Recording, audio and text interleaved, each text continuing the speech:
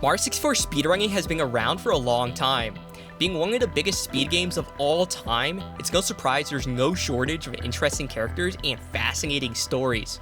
From Batora, who achieved a new world record in 120 star, 11 years after his first world record so far apart that speedrun.com doesn't even track them correctly, to characters like Lunar, whose passion and dedication drive him to grind for months to achieve his goal.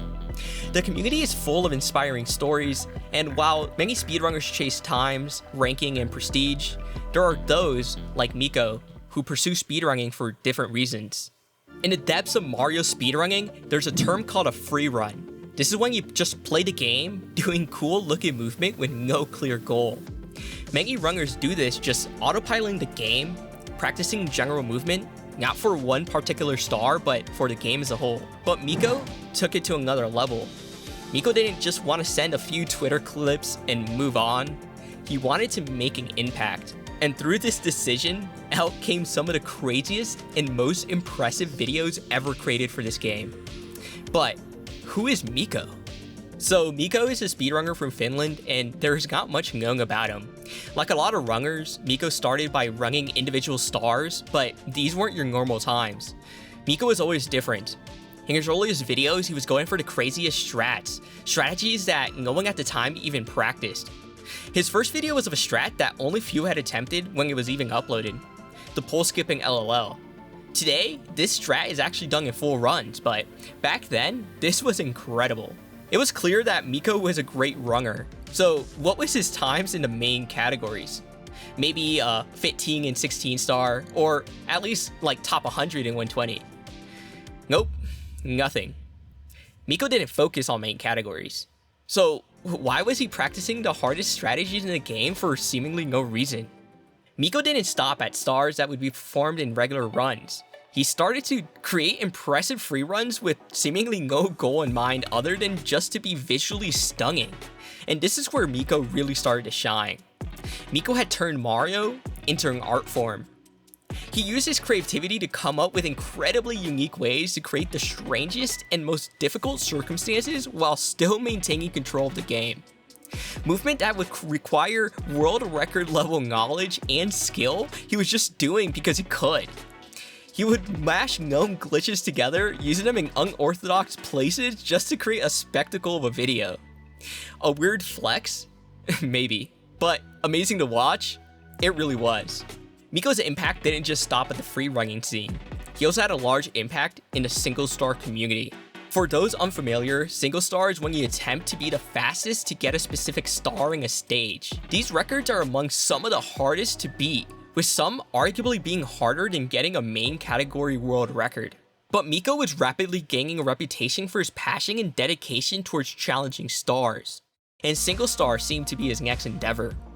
Specifically in Dark World, in order to get the world record, he performed a trick that no one at the time even thought was possible, the Dark World BLJ.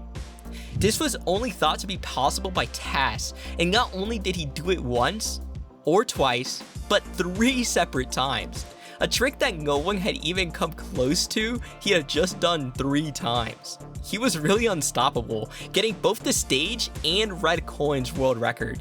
With difficulty looking more of a suggestion than a fact, he set his sights on carpetless. Carpetless during this time was so difficult that runners would constantly make jokes on how it would never be done in a run. And it was true. The only known route, called Barm Carpetless, was so difficult, most runners didn't even know how to do it, let alone where to start. But it was at least possible. At the time, Carpetless was only done by one other person, Zaya, a legendary runner with nearly a decade of experience. And so, against a veteran of the game, Mikko decided this was the challenge for him.